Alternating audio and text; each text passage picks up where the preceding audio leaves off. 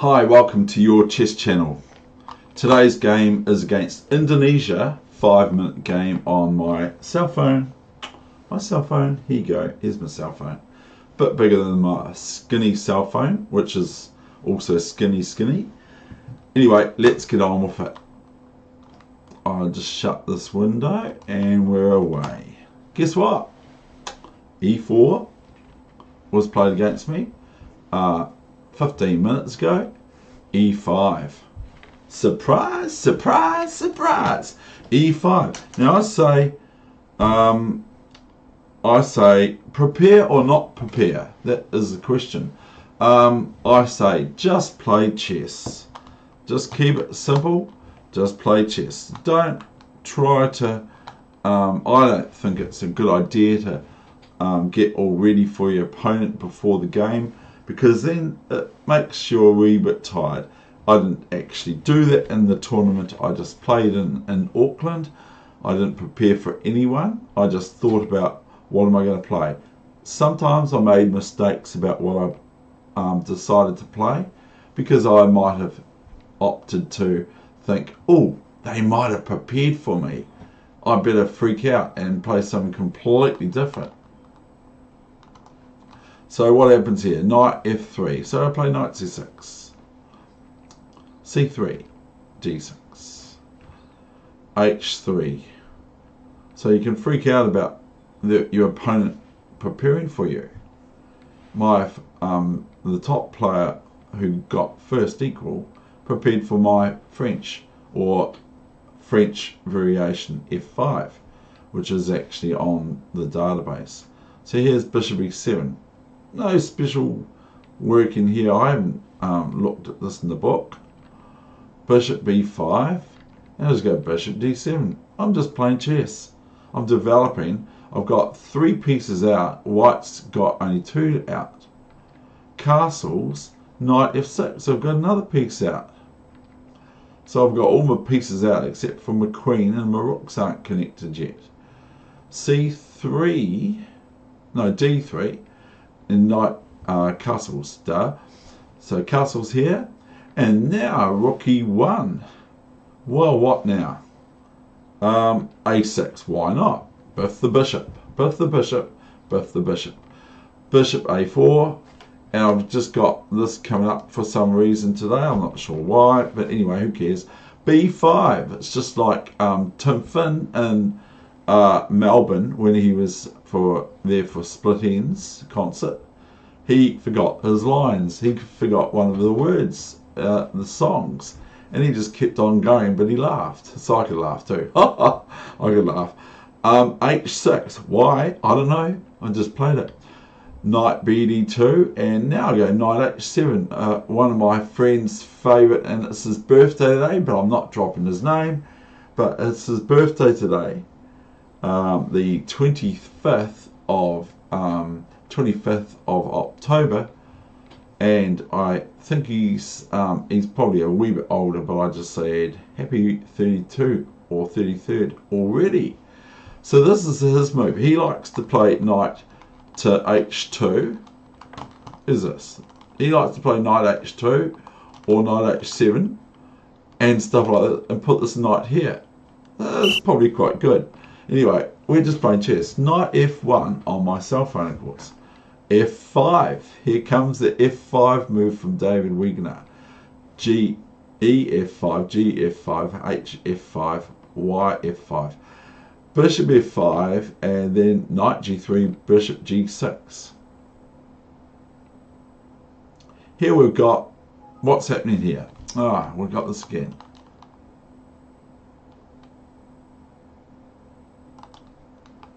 Right, I've just turned it off. I think I've found a way to turn it off. Otherwise, I'm going to forget my song again. So here we've got just knight g3, bishop f5 to g6. Now what? Well, white starts to push me around a wee bit. Obviously, this is my better bishop. White doesn't look like they've got any real bad bishop, except maybe the bishop on c2 is their not so good one. But Look at what this bishop's biting on. It's biting on that pawn. Ouch. And that one. Ouch. And so that's the thing. So here we've got bishop b3, a check. So I have to do something about this check. What do? Do I play d5? Do I play bishop here? Do I play rook here? Or do I play king up here? No, I don't play any of these. I just play the sensible, simple one that even I can find. If I can find this, then anyone can find it. So here we've got d4. Look, they're trying to make my bishop better. Because if I take this, then my bishop doesn't have this pawn on e5 anymore. So I take it. And so I've got a better bishop now. Now look what happens next. Look what happens next. White plays a move that makes me have to do something, or else I'm going to lose. White plays knight d4, and all of a sudden, oh no, my knight is attacked on c6. If I don't watch it, my knight's going to get taken on c6 by this marauding knight on d4, which will end up in my camp somewhat by the strong player from Indonesia. So I just, rather than just go queen here, which is probably going to be met with this, and then white can think, haha, black has to go back here, and then we're going to probably lose something here, or it's going to be pretty untidy for black, because then we can go knight takes knight, okay, queen takes knight. So what can we do? Knight takes knight, queen takes knight, and then the smart, intelligent move, bishop here. Have we got anything here? I don't know.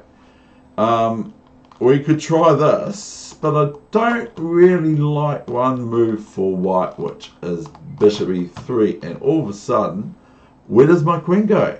So one thing is, where does my queen go? And also, what do I do about losing all this material all of a sudden? So let's get back to the actual game. So I don't want to, I want to be careful after knight d4, played by white here, knight takes d4. What do? I make it simple for myself. I don't complicate it. Let's go knight d4. Get rid of this possibility of losing pieces. The other thing is of course, knight d4, queen e8, queen d7 or e8, knight takes knight, pardon me, excuse me, knight takes knight, queen takes knight, rook takes bishop on e7. So that I play knight d4, queen d4, fantastic. Now I think, well, I'll play c5. My opponent might play something silly like this, or something like that. But we're talking about a 2-100 player for Indonesia. My opponent goes right back to d1. So I just keep on putting pawns on my white squared bishop's domain. I play c4, bishop c2, bishop g6, takes on c2, and then I go knight g5. My friend's birthday today. So I have to play knight g5 today because it's just the way it is. It's what happens on birthdays for friends. I have to play their actual move. I'll actually mention him maybe, or I'll tell him that I've done that. Bishop e3. Bishop f6. Nothing special here, is there? Queen c7, get out of the way, there's a rook coming. There's a train coming. Look, black could even be met with this sort of thing. So if I just, I don't know, whatever, just play, don't play that because I'll just take the bishop. So say I'll play just this, new variation. Black could be met by bishop c5. I either take it or defend it. If I defend it, if I play here, what happens? If I play here, what happens? This is lightning, remember, 5-minute chess. What happens here? Okay, what happens? Very, very simple. Rook takes bishop. Okay, so, and obviously pawn takes bishop is no good because of the red flag. showing, or the Mexican flag showing towards my queen on d8. So what happens here? I just don't like it. I'm kind of grovelling around. Even if I play bishop here, my opponent can just go rook e7, queen e7, bishop d6, and getting the exchange back with a pawn. It's no good for black. So anyway, we'll go back to the drawing board. Here we got rook d1, and I played queen c7. Get out of the way, there's a train coming. Watch this. Okay, now so I've got actually probably a worse bishop than white has. Bishop d4. So what does white do? Swaps their good bishop off. So I play bishop e5, not intending anything. I haven't worked this all out or anything. Now comes queen g6. Oh no! What's happening now? I'm in trouble.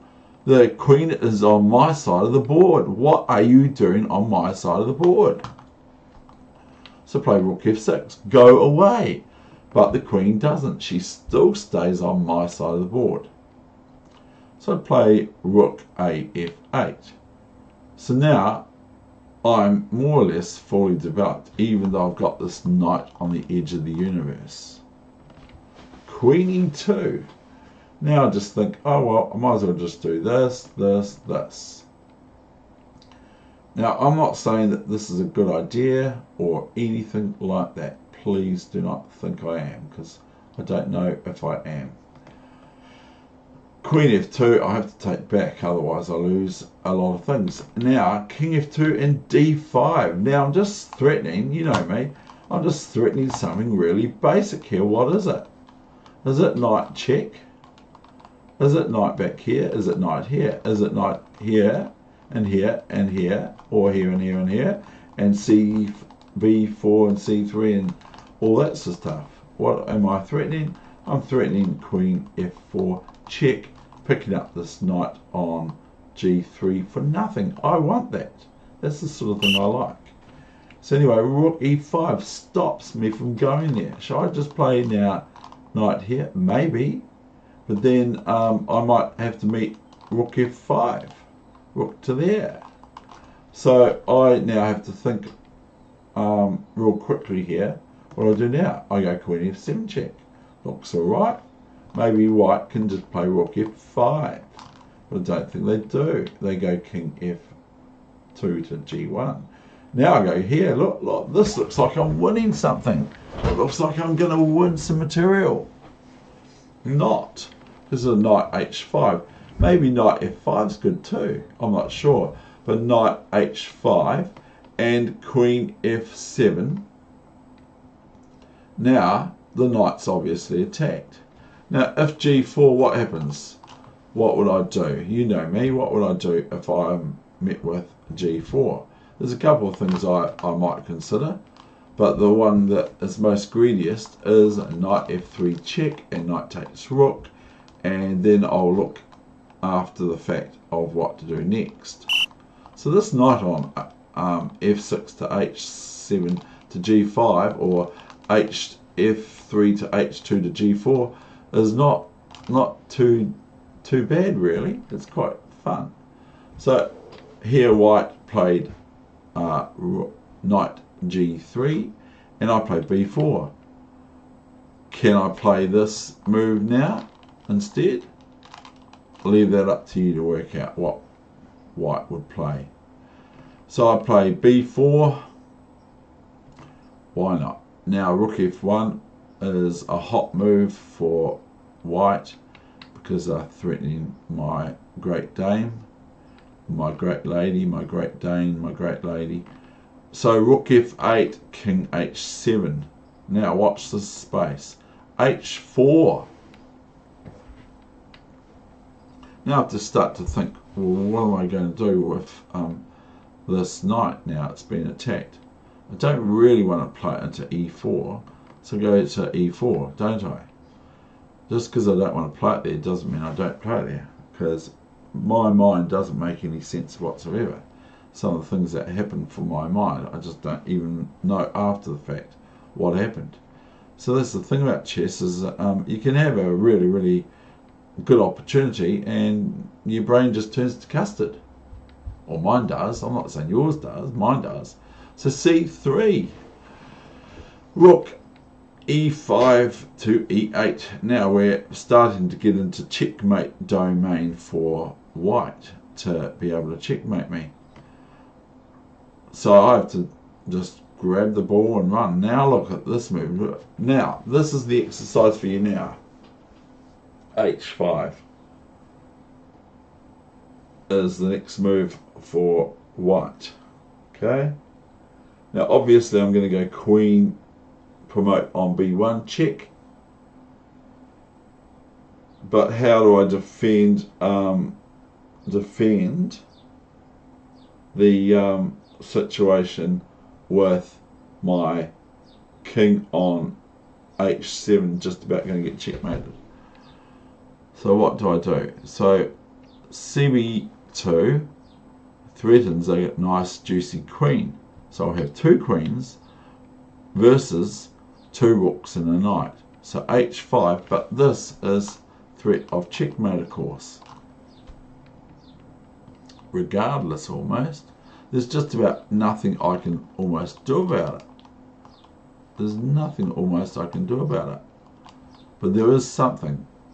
So what happens is I promote. Everyone knows I'm going to have to promote first, and then I'm going to have to say, well, how do I defend this now? And king here. Now we got the proverbial queen c7 slide cushion maneuver. And g3. This looks like black's going to get thwarted. And I'm actually just looking at it now, and I can find ways and means for me to... What's a real good way for me to just clean up is this move. And I missed this move. And I believe that that's very, very strong. Otherwise, I get checkmated. So I have to be expedient. Queen a2. This is the one I wanted to play, but I'm now thinking it's not the best. I'll leave you to work out queen c7 to c2 check instead. Now king h3. Now I have the knight g5. Yay! I can now defend something. What is it? It's the h8 square with this knight. Not to say it's the greatest. And now I can not play queen e2 because then I can just pack up and go home because of rook e2. So I play knight f7 as promised. And now black could be met by this move, which looks quite reasonable, with the idea of rook g7 checkmate. But they play rook e7. So this gives me a free hand. Why? Rook e7 gives me a free hand. Why is that? And it gives me the opportunity herewith to liquidate. Otherwise, I'm just going to lose this knight. But maybe this was better. I'm not sure. Just look at it on the computer if you like. I don't think it'll be any good because of queen e2 check. So we'll just go new variation, and I believe just quickly off the cuff that this move is very good because what would black be met with now? Let's say that I met with this. No good because of queen. I can't do queen there yet, David. The computer's showing queen h5 for some reason. So back to the drawing board.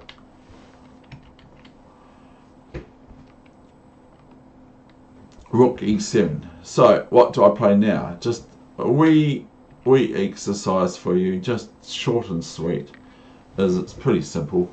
You know me.